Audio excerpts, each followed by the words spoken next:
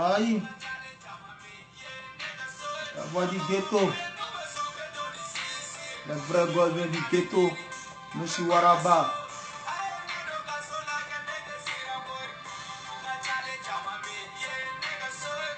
Iba Motana.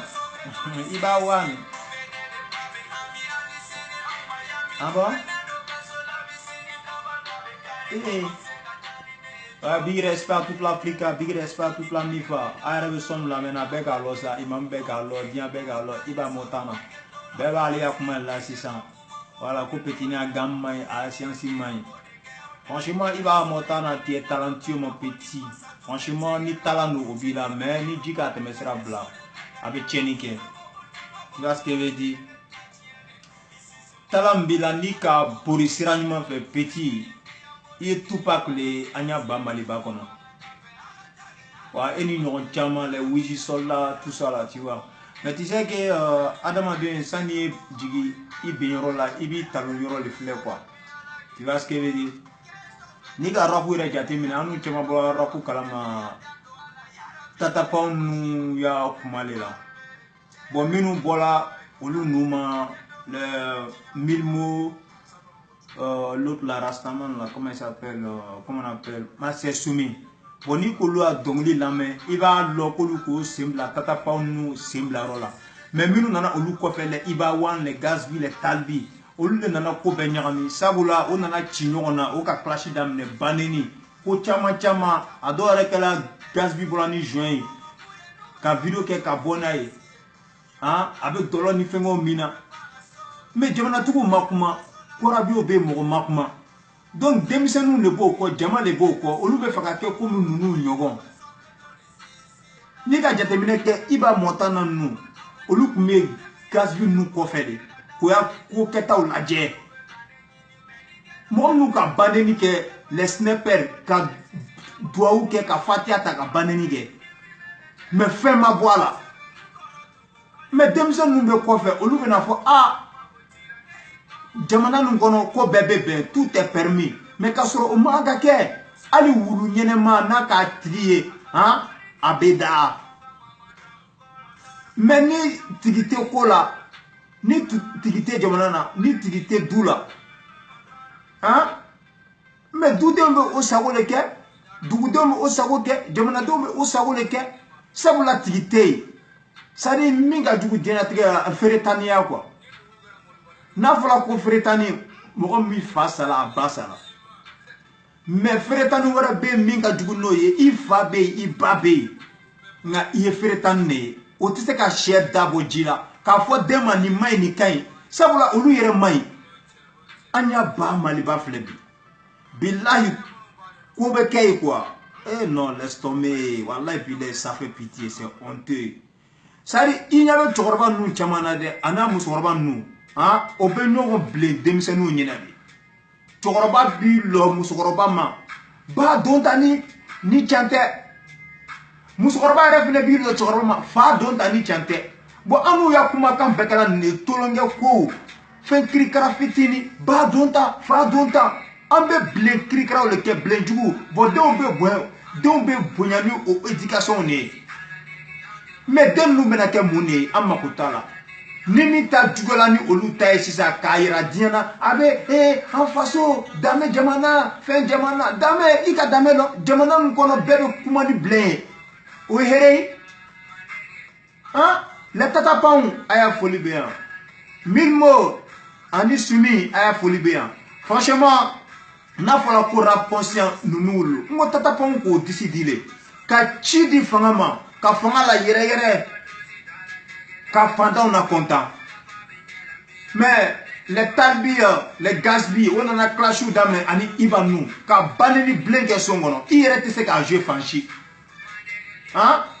Olondia publicité, donne en abonné jeu télé là, do voilà ka baneni blingue fatiata. Mais ni a kungo lu mine ko datugu, ko ka blingue songono, billahi demisen no ko teke tambi. Mais aka anya tugo kan, ko demisen no le jamabo ko. Mais jaman bo kongo jamana deuno. Mais abono oyatina tika to bola iba flebi. Hein? Abe dina la gbisi abe kuma chaman fo. Ko yayi malibale ko e ala ko ala kana ke ga etanye mais en mettant comme en mettant jami iba montana ni bese segiko tu es talentueux moi le fine kuma damne ni jika temesirabla abe chenike c'est vrai bi to be yoro be wa mais ibalo ito nyumate fola cheni sisi ni kuma krikrao ibe ça ibe kuma nu fola c'est la vie du ghetto iba vilo mais ibe se ka ta ka borisira wora fait.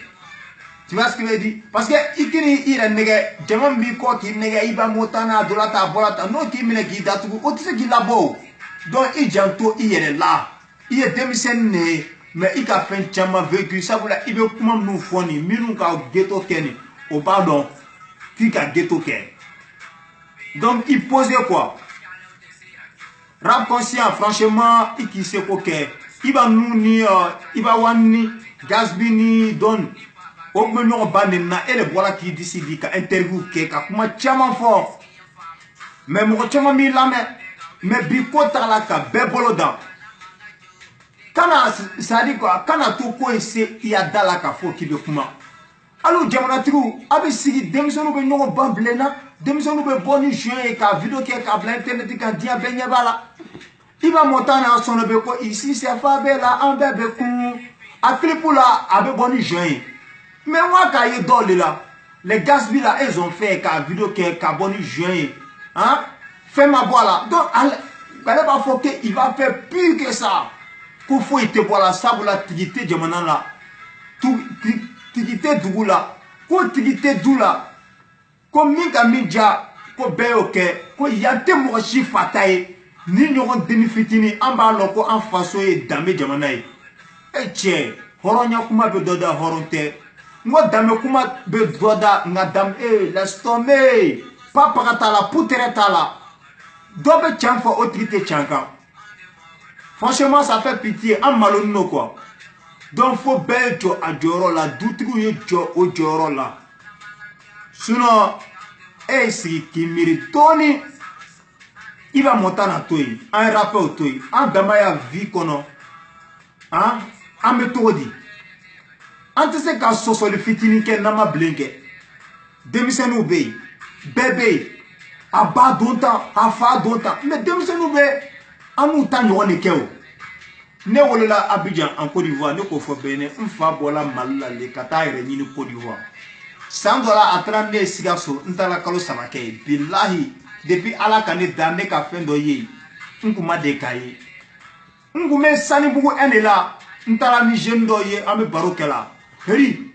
obe barola obe blena ba tota fa tota kuma fone kungandimi mais amanya sanne un mois soroi ne fene commencer la ka blenge sabulambe ambile kono le au début a mentoro mais ne bola jamana wara le kana un mois on fera loka on fera be blenge la mais ire nyinga minu wolola edo abeka olugu jellale olo ko so ibe mko chama ye dianye fe ko c'est un malien abe kuma abe blenge dorete abola million kono abola na yele donc jamanatiru bejo ajoro la dutigu ye jo o joro la sinon franchement jamana be taranyamma herete da wallahi bilay iba motana ichogolon ni be se ibe mogo nyini iya katie ameri abeta kumanai wa ibia son abotogolon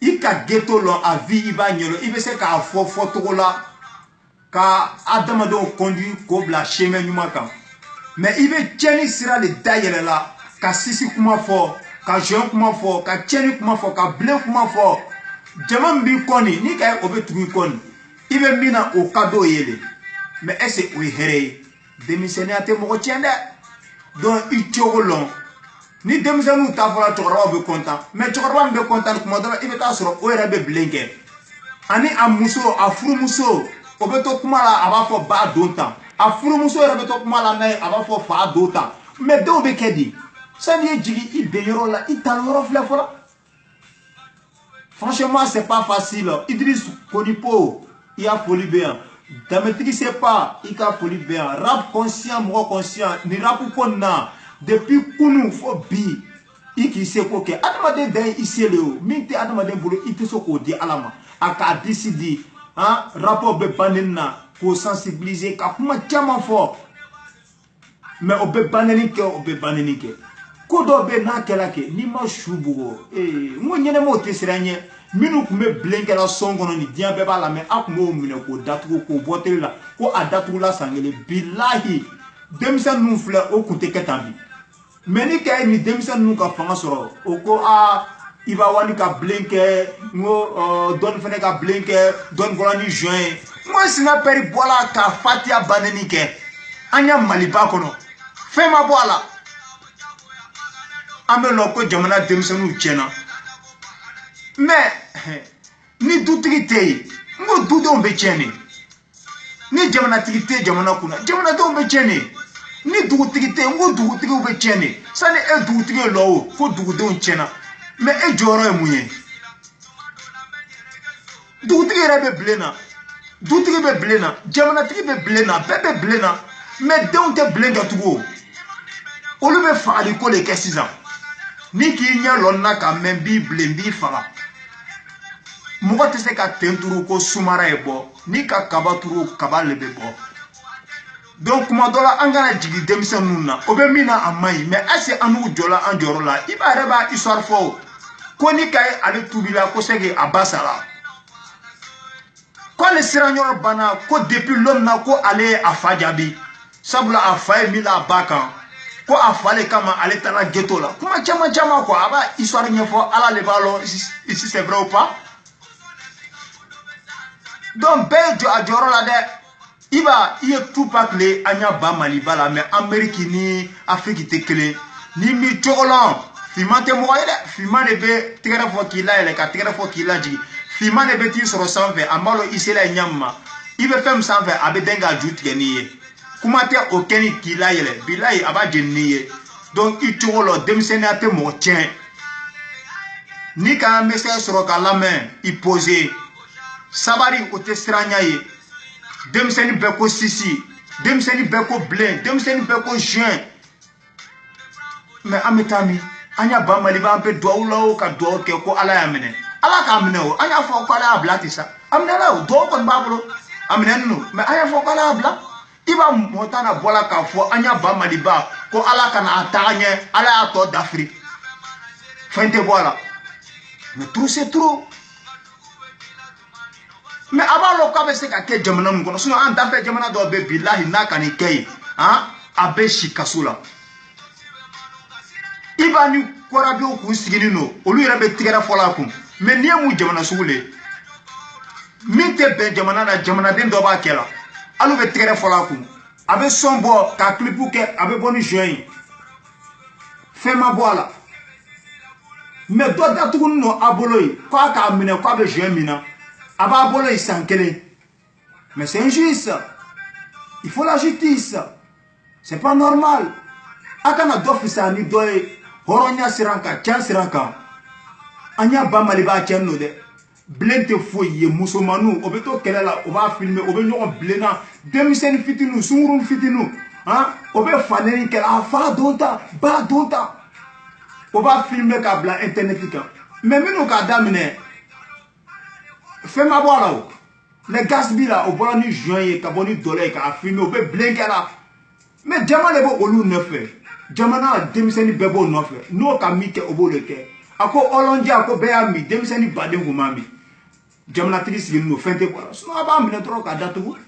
Na ka kalo flake na bola ka datu la muna. Aka juin la bo dia beya yi o le maben. Est-ce iba montana be dia soro ka kewa.